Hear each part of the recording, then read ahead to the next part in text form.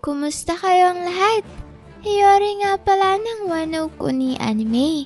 Ito na famang kabuuan ng makapigil hiningang mga bakbakan at aksyon sa pinakabagong chapter ng Elbaf Arc. Sana pala'y ilike niyong videong to at sana'y huwag niyong skip kahit yung maikling ads lang dahil sobrang laking tulong na nito sa akin at sa ating channel.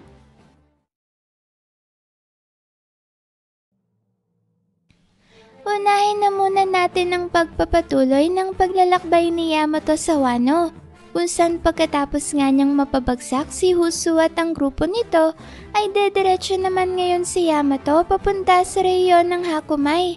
At bilang pagtanaw naman ng malaking utang na loob sa pagliligtas ni Yamato sa kanilang buhay, ay mukhang sasama na rin ang magkapatid na sina Ulti at Page 1 sa kanyang paglalakbay. Dito may kapansin-pansin na may daladalang espada si Ulti na para bang nagsasabi sa atin na marunong na rin siyang gumamit ng espada sa pakikipaglaban katulad ng isang samurai. Sa kasamaang palad naman may natakpan ni Yamato ang kanang bahagi ng katawan ni Page 1 kaya hindi pa natin makukumpirma sa ngayon kung may dala na rin ba siyang espada ngayon katulad ng kanyang kapatid.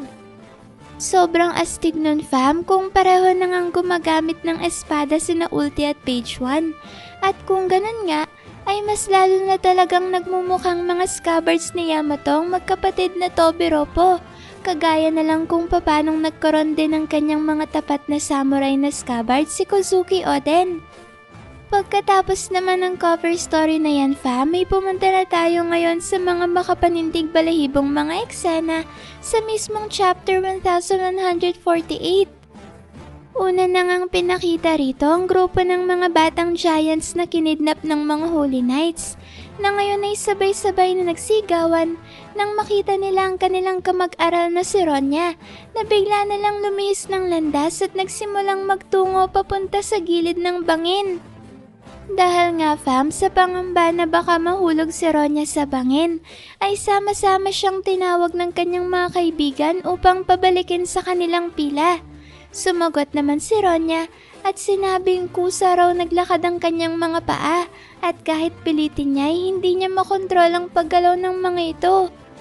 Sa kabila naman ng nakakabahalang pangyayari na yan, ay nanatili pa rin ang ngiti sa mukha ni Ronya.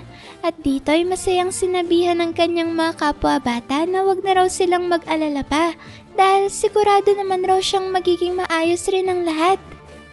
Dagdag pa ni Ronya ay maliit na bagay lang naman raw ito, kaya walang dapat ipag-alala ang kanyang mga kaibigan. Hindi naman nagtagal at makikita na natin si Ronya na nakarating na sa dulo ng araw na pinalabas ni Ganko at ngayon nga ay nasa bingit na ng pagkahulog sa bangin. Bigla namang natigilan sa pagsasalita si Ronya nang mapansin niya na malapit na pala siyang mahulog sa bangin, habang ang kanyang mga kamag-aral naman ay mas lalo pang nagkagulo at ngayon ay nagsisisigaw dahil sa labis na pag-aalala para sa kanilang kaibigan. Tila nagsimula namang kabahan si Ronya nang mapatingin siya sa lalim ng bangin, habang ang mga kaibigan naman niya ay nagsalita at sinabing ang underworld na raw ang kanyang babagsakan kapag hindi nila napigilan ang kanyang paglalakad. Sa parehong eksena naman may makikita natin si Ganko na pinapaalam kay Saint Summers na nakahanda na raw ang paghulog sa unang bata. Kaagad namang natuwa si Saint Summers na sinasabing siguraduhin raw ni Ganko na maririnig ng buong Elbaf ang tinig ng uhuging bata sa oras na may ihulog na niya ito sa bangin. Sa puntong ito may muli na ngang maririnig ang tinig ni Saint Summers sa buong Elbaf. Sinabi dito ni Saint Summers na kung hindi pa raw makakapagdesisyon ng mga giants sa loob ng 30 segundo, ay tatapusin na ng Holy Knights ang buhay ng unang bata sa pamamagitan ng paghulog dito sa bangin. Kaya naman kung gusto raw ng Elbaf na iligtas ang buhay ng batang ito, ay kinakailangan ni Elder Jarul na ipag-utos ang pagpapasunog sa lahat ng mga paaralan at library na nakatayo sa loob ng Warland. Pagkasabi niya ni Saint Summers ay kaagad namang inulan si Chief Jarul ng magkakaibang sentimiento mula sa mga mamamayan ng Elbaf. Ang Ang isang panig nga rito ay pinaalala kung gaano kahalaga ang library dahil naglalaman raw ito ng mga mensahe mula sa mga henerasyon sa nagdaang ilang libong taon. Mabilis naman itong tinutulan ng kabilang panig at tinanong kung nababaliw na raw ba ang mga ito dahil alam naman raw nilang lahat na mas mahalaga sa kahit ano pa mang bagay ang buhay ng mga bata. Sumugot naman ang isa pang kampo at sinabing ang totoong usapin raw dito ay hindi ang kondisyon na hinihingi ng mga Holy Knights, kundi ang pagdedesisyon kung tuluyan na nga bang magpapaalipin ng buong Elbaf sa world government o kung ipaglalaban ba nila ang kanilang kalayaan. Mariin naman ang naging pagtutol ng isa pang grupo na tinatanong kung ang gusto raw bang sabihin ng ibang giants ay kailangan mamatay ng kanilang mga anak upang makamit lang ang kalayaan ng Warland. Napasigaw naman ng isang giant na sinasabing wala raw bang sino man na makakapigil sa walang kabulahang laro na ito na persahang pinapagawa sa kanila ng mga Holy Knights. Pagkatapos naman ng tensyonadong eksena na yan, may lumipat na ang chapter sa grupo ni Robin at Chopper. Dito ay nasa akto na ng pag-alis si Robin mula sa kanilang pagkakatago sa likod ng balbas ni Sol. Subalit bago pa nga tuluyang makaalis si Robin ay sinubukan muna siyang pigilan ni Chopper. Dito may pinaalala ni Chopper kay Robin na hindi muna sila maaaring gumawa ng aksyon hanggat hindi pa nila tuluyang naiintindihan kung paano gumagana ang mga kakayahan ng mga Holy Knights.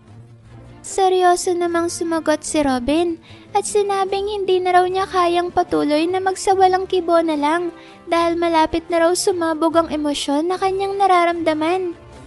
Sunod namang pinakita ang kalagayan ng isa pang grupo ng Straw Hats kung saan kine-question ni Nami ang immoral na ginagawa ng mga Holy Knights ngayon sa Elbaf. Dito may galit na tinatanong ni Nami si Saint Summers kung nababaliw na raw ba ang mga Holy Knights. Kahit raw kasi ang pinakawalang pusong mga kriminal sa buong mundo ay hindi may isip gawin ang ginagawa ng mga Holy Knights na pang-hostage at pagpaslang sa mga walang muwang na mga bata. Sa halip naman na seryosohin ni Summers si Nami ay tinawanan lang niya ito at sinabing hindi naman raw niya tinatanong ang opinyon ng isang hamak na insekto na katulad ng Straw Hats. At dahil dyan may mas lalo pang nagngit-ngit si Nami dahil sa naging sagot na ito ni Saint Summers. Sa sunod na panel naman may lumipat na ang chapter sa grupo ni Ripley at Frankie. Makikita natin dito na kasama na rin pala ngayon ni Ripley ang crew ni Dory at Brogy dahil sa pagbagsak ng kanilang barko sa parehong lugar kung saan naroroon sina Frankie.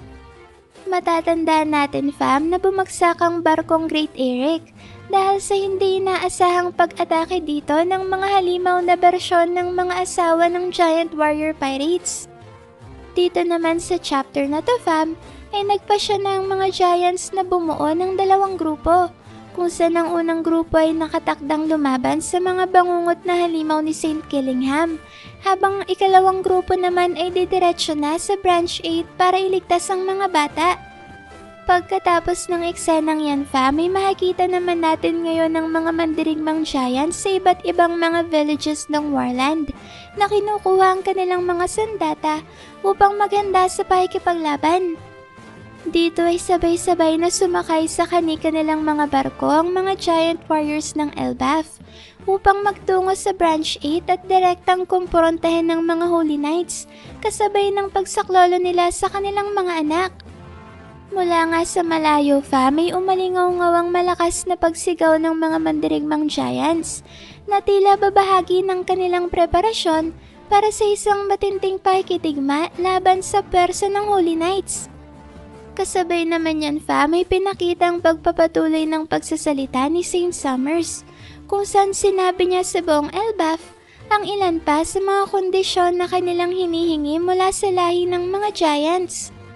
Dito may pinag-utos ni Saint Summers na sa oras raw na sunugin na ng mga giants ang mga paaralan at library ng Warland ay mahigpit na pinagbabawal ang pagsasalba ng anumang aklat mula sa loob ng mga establishmentong ito. Ito raw ay sa kadahilan ng hindi lang ang mga paaralan at library ng Warland ang nilalayong sunugin ng world government, kundi pati ng mismong kultura at kasaysayan ng buong Elbaf ay ninanais nilang mawala at maging abo.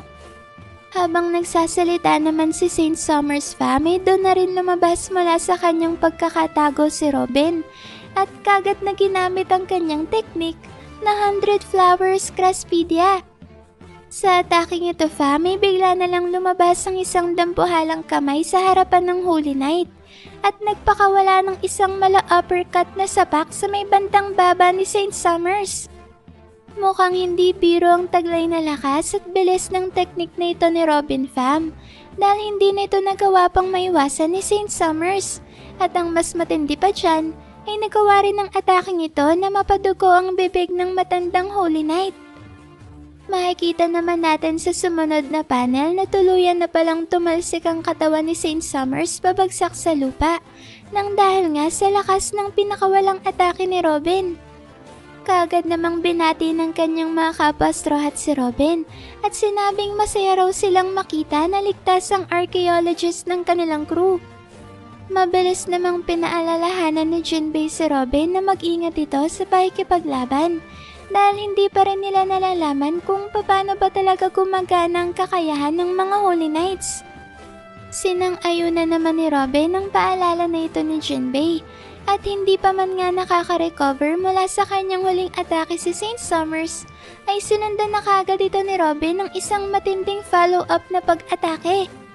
Dito, Fam, may makikita natin ang 4 na kamay at braso na bigla na lang nagsisulputan sa gilid ng katawan ni Saint Summers at mabilis na hinawakan ng magkabilang kamay at pati na rin ang leg nito. Habang sinasagawa naman ni Robin ang kanyang follow-up attack, ay hindi makapaniwala si Saint Summers na si Nico Robin pa lang siyang umatake sa kanya. At sa isa na naman niyang nakakabilib na pagpapakitang gilas ni Robin, ay dito na niya ginamit ang kanyang teknik na 4 mano clutch, kung saan tuluyan na nga niyang hinatak patalikod ang leeg ni Saint Summers, habang patuloy pa rin ang pagkapit ng dalawa pa niyang mga kamay sa magkabilang braso ng Holy Knight, nang sa gayon ay hindi na ito makapiglas pa. At dahil nga, Fam, sa napakabangis na ataking ito ni Robin, ay ganap nang nabalian ng likod si Saint Summers, na nagresulta naman upang magsuka ulit ito ng mas madami pang dugo. Kaagad namang pinagdiwang ng Straw Hats ang tila ba pagkapanalo na ito ni Robin laban kay Saint Summers.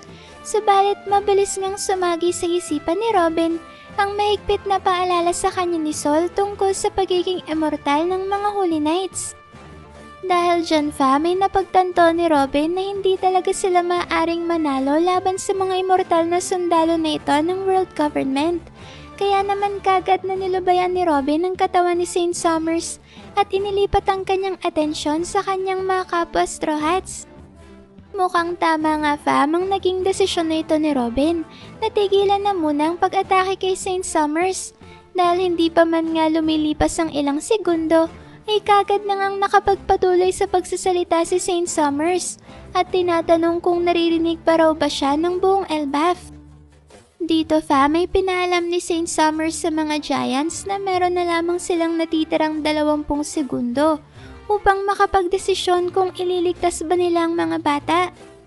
Kapansin-pansin naman na nag-unat-unat lang si Saint Summers na tila ba wala man lang siyang tinamon na kahit katiting na pinsala mula sa magkasunod na pag-ataking pinakawalan ni Robin sa kanya. Hindi naman makapaniwala si Usopp na walang kahirap-hirap na ininda ni Saint Summers ang ginawang pagbali ni Robin sa kanyang likod. Kaya naman dahil dyan, ay napatanong tuloy si Usopp kung may pagkasombe rin daw ba itong si Saint Summers katulad ni Ganko. Wala namang kung ano-ano ay bigla na lang dinambahan ni Robin ang katawan ni Saint Summers na labis ngang kinagulat ng Holy Knight. Kaya naman dito ay tinanong ni Saint Summers kung na-inlove na raw ba sa kanya si Robin dahil bigla na lang siya nitong niyakap. Sa lakas naman ng momentum ng pagdamba ni Robin kay Saint Summers ay napatilapon ang katawan nito. At sa puntong ito na biglang napagtanto ni Saint Summers na ang intensyon pala ni Robin ay ang magpatihulog pababa sa bangin kasama ang kanyang katawan. Hindi nga makapaniwala si Saint Summers na kaya palang isakripisyo ni Robin ang kanyang sarili. May layo lamang siya sa Sunworld. Kaya naman dito ay sinabi ni Saint Summers na nahihibang na raw ata si Robin dahil sinusubukan itong tapusin ang kanyang sariling buhay. Labis-labis naman ang naging pag-aalala ng Straw Hats nang makita nilang tumalon si Robin sa bangin upang isama pababa si Saint Summers. Habang bumabagsak naman ang dalawa ay ipinaliwanag ni Robin na alam na raw niya ang tungkol sa thorn-based abilities ni Saint Summers at pati na rin ang pagiging immortal ng mga miyembro ng Holy Knights. Kaya naman ang tanging layunin lang raw ni Robin ngayon ay ang matanggal ang mga invisible na tinik na nakapalibot sa mga bata nang sa gayon ay masagip na nila ang mga ito. Napatanong naman si Saint Summers kung iniisip raw ba ni Robin na mawawala ang epekto ng kanyang kakayahan sa oras na isama siya ng dalaga pabagsak sa underworld. Tinawag pa nga ni Saint Summers na isang tusong babae si Robin dahil sa matalino nitong pag-aanalisa sa kung paano nila haharapin ang kakayahan ng mga Holy Knights. Subalit pagkasabi nito ni Saint Summers ay sakto naman niyang pinalabas ang matutulis na tinik mula sa kanyang katawan na kaagad namang sumaksa kay Robin. Makikita natin sa sumunod na panel fam na may isang tinik na tumusok sa leg ni Robin at tumagos hanggang sa kabilang bahagi ng kanyang ulo. Napangiti naman si Saint Summers sa pag-aakalang nagawa na niyang matalo si Nico Robin. Subalit laking gulat na lang niya nang unti-unting mag-transform sa mga petals ng bulaklak ang buong katawan ni Robin. Hindi naman nagtagal fam at tuluyan na ngang naglaho ang katawan ni Robin at nag-transform sa libo-libong flower petals. Labis namang kinabigla ng matandang Holy Knight ang pangyayaring to dahil hindi niya inaasahan na may isahan pala siya ni Nico Robin at mag-isa lang pala siyang mahuhulog pabagsak sa underworld.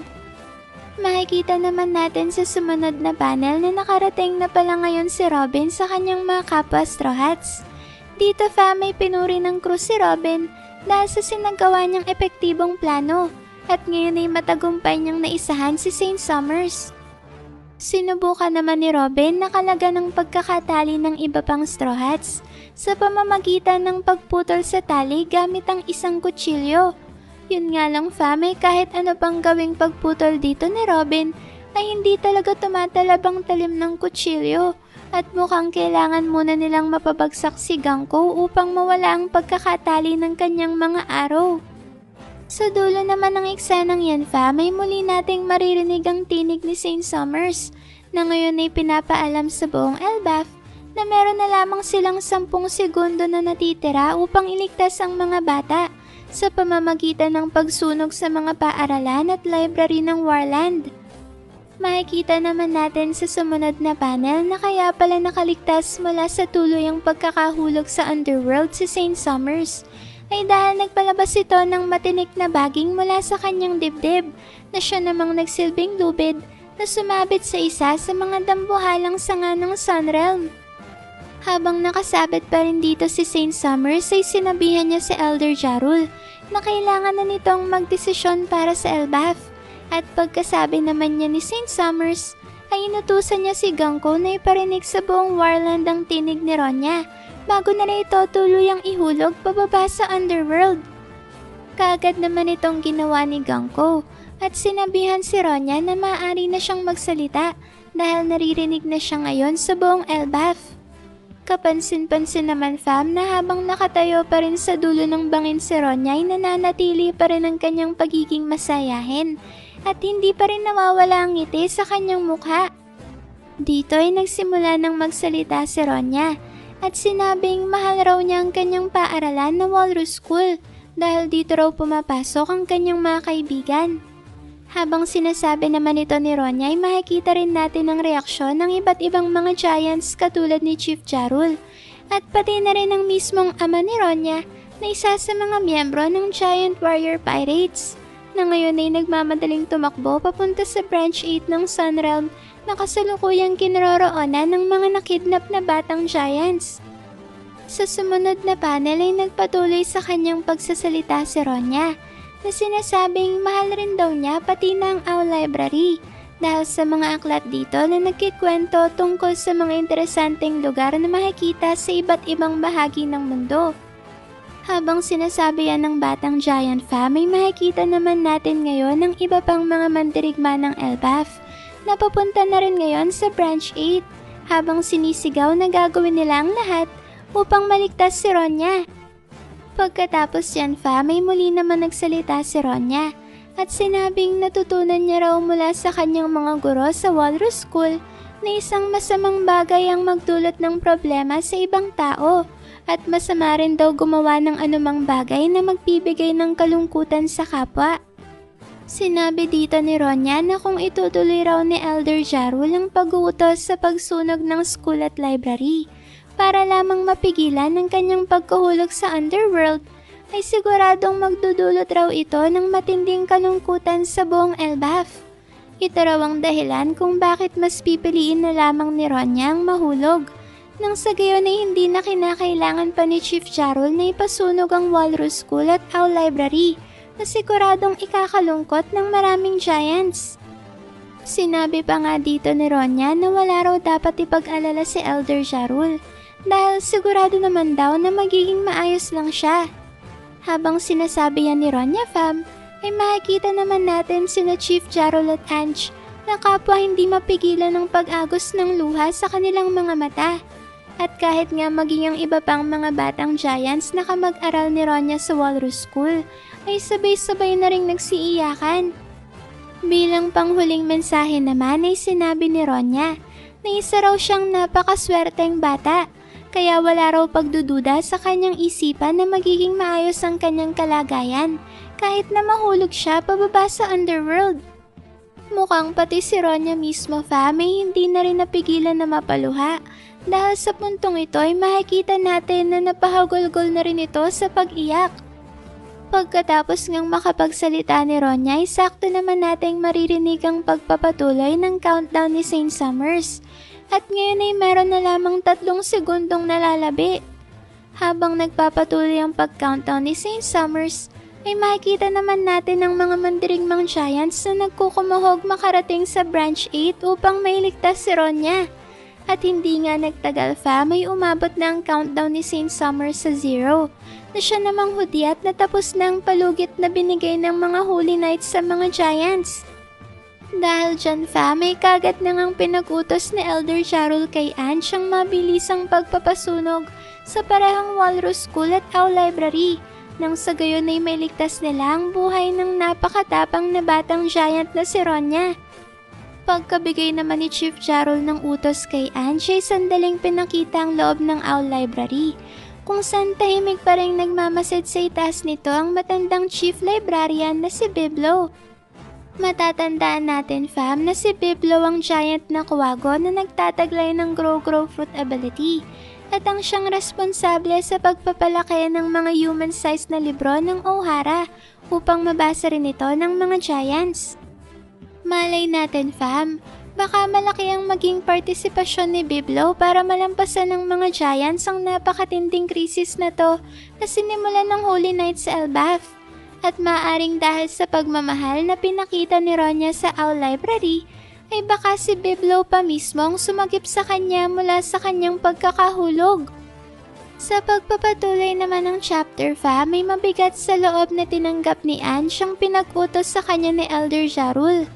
Makikita rin natin dito sina Robin, Sol at Ange na pare-parehong lumuluha dahil sa pambihirang katapangan na pinamalas ni Ronya at sa matinding pagsasakripisyo na handa niyang gawin para lang sa kapakanan ng buong Elbaf.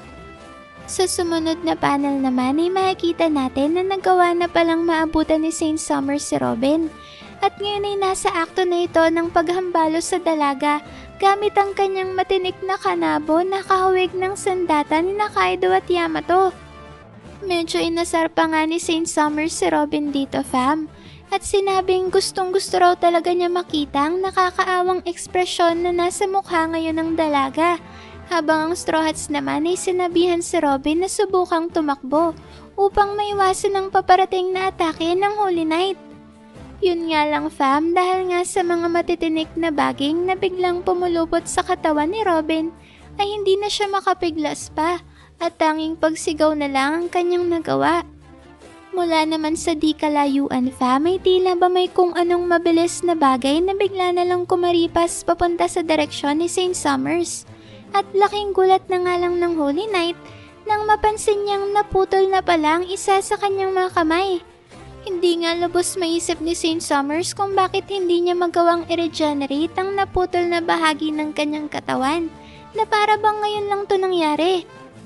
Habang malalim pa rin nga sa pag-iisip itong si Saint Summers, ay may isang tinig na bigla na lang tumawag sa kanyang pangalan na sinasabing matagal-tagal na rin mula nung huli tayong nagkita, Summers. Kitang-kita naman ang labis na pagkabigla sa mukha ni Saint Summers at sa sobrang pagkagulanta nga ay bigla na lang siyang pinagpawisan. Dito fa, may biglang napanganga si Saint Summers at napasigaw dahil sa sobrang pagkasindak nang mapagtanto niya na si Scupper Gaban pa lang siyang pumutol sa kanyang kamay at ngayon ay papalapit na papunta sa kanyang kinatatayuan.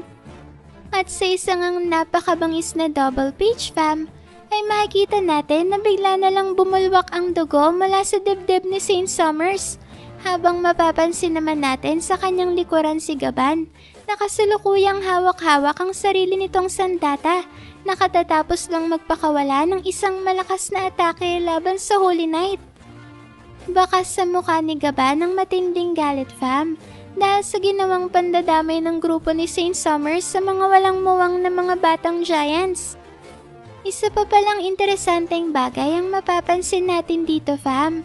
At ito ay ang itim na kidlat na lumalabas mula sa sandata ni Gaban at kahit nga mula sa malalaking sugat sa dibdib ni Saint Summers ay makikita rin nating lumalabas ang mga itim na kidlat na to.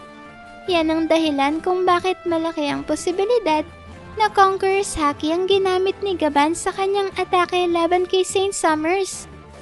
Ang tanong lang natin ngayon ay ordinaryong Conqueror's Haki nga lang kaya ang panglaban sa taglay na immortality at regeneration ng mga Holy Knights? Ibig sabihin ba nito ay pangkaraniwang King's Haki lang ang haki ni Joy Boy na pinakawalan ni Emmet sa Egghead at nagpatalsik sa Gorosei pabalik sa Marishwa? Kung pagbabasehan kasi natin ang takbo ng kwento, ay hindi basta ordinaryong King's Haki lang ang kahinaan ng mga Holy Knights, kundi isang bagong uri ng haki na mas mataas pa ang antas kumpara sa Advanced Conqueror's Haki. Kung matatandaan kasi natin fa, may dalawang uri na ng Advanced Armament Haki na natutunan si Luffy sa Wano. Una yung emission type, kung saan maaaring mapinsala ng user nito ang kanyang kalaban kahit na hindi pisikal at direktang tumatama ang kanyang atake. Katulad na lang kung paano napatalsik ni Rayleigh ang isang dambuhalang elepante noong panahong tinatrain pa niya si Luffy sa loob ng 2 taong time skip. Ikalawa naman ay ang internal destruction type, kung saan nagagawa ng user nito na mapinsala ang loob ng bahagi ng katawan ng kanyang kalaban. Ito famang uri ng Advanced Armament Haki na natutunan ni Luffy sa naging training nila ni Yogoro sa loob ng Udon Prison. Ang internal destruction na uri ng Advanced Armament Haki na ito may kilala din sa Wano bilang Ryo o may literal na kahulugan na flowing cherry blossoms. Ito rin ang parehong uri ng Advanced Armament Haki na ginamit ni Luffy upang mapinsala niya sa unang pagkakataon ng inakala nating indestructible na dragon skills ni Kaido. Kaya kung ang Armament Haki ay may dalawang uri ng advanced forms na emission at internal destruction types, makakatiyak tayo na ganito rin pagdating sa Conqueror's Haki. Pansinin niyo to fam, hindi ba't kagaya ng unang advanced form ng Armament Haki na emission type ay ganito rin ang naging kaso sa unang advanced form ng King's Haki? At yun nga yung nakilala natin bilang Advanced Conqueror's Haki na natutunan at unang beses na ginamit ni Luffy sa mismong laban nila ni Kaido. At katulad nga ng emission type na armament, ay pareho ring hindi pisikal na lumalapat ang atake na ginagamitan ng Advanced Conqueror's Haki. Ito ang dahilan fam kung bakit ang ikalawang antas ng Advanced King's Haki ay ang internal destruction type, kagaya ng second level ng Advanced Armament Haki. At gamit nga ang mas mataas na uri ng King Saki na ito ay nagawa ni Gaban na makapagdulot ng permanenteng pinsala sa katawan ni Saint Summers. At siya rin naman mismong dahilan kung bakit hindi na gumana pa ang regeneration ability nito. Ito na nga fam ang misteryosong kahinaan ng mga Holy Knights. Ang parehong mas mataas na uri ng Advanced Conqueror's Haki na tinago ni Joyboy sa katawan ni Emmet na siyang nagpalipad sa mga Gorosei pabalik sa lungga ni Imsama. Yan fam ang internal destruction type na form ng Advanced King's Haki na tanging ang mga pinakamalalakas na pirata lang sa kasaysayan ang nakakaalam kung paano gumamit. Ilan na nga dyan ang Pirate King na si Goldie Roger, ang kanyang kaliwa at kanang kamay na si Dark King Rayleigh, si Mountain Eater's Copper Gaban, at ang tinaguriang pinakaunang pirata sa kasaysayan na si Joyboy. At syempre hindi naman magpapahuli ang ating bida na future Pirate King na si Luffy, dahil sigurado namang matututunan niya rin ang mas mataas na antas ng Conqueror's Haki na ito sa Elbaf, kung paano niya natutunan ang mga advanced na uri ng armament haki sa Wano. At malay natin, pati ang kanyang kanan at kaliwang kamay na sina Zoro at Sanji ay matutunan rin ang mas malakas na uri ng King Saki na ito, nang sa gayon ay makaya na nilang makipagsabayan sa pwersa ng Holy Knights at kahit palaban sa mismong 5 Elders at kay Imsama. Kayo fam, ano sa tingin nyo? Magagawa na nga kayang matalo ni Scupper Gaban si Saint Summers? Sino naman kaya ang pwedeng humarap sa dalawa pang Holy Knights na sina Ganko at Saint Killingham? Sa puntong ito na kaya makakasali ang grupo ni na Luffy sa laban? Kayo na lang fam ang bahalang mag-comment dyan sa baba kung ano pang masasabi nyo sa sobrang siksik sa aksyon na chapter na to. Maraming salamat fam sa solid at walang sawa niyong pagsuporta sa ating channel. Sana'y palagi kayong ligtas at nasa mabuting kalagayan. Mag-ingat kayo palagi. See you on our next video and stay good fam!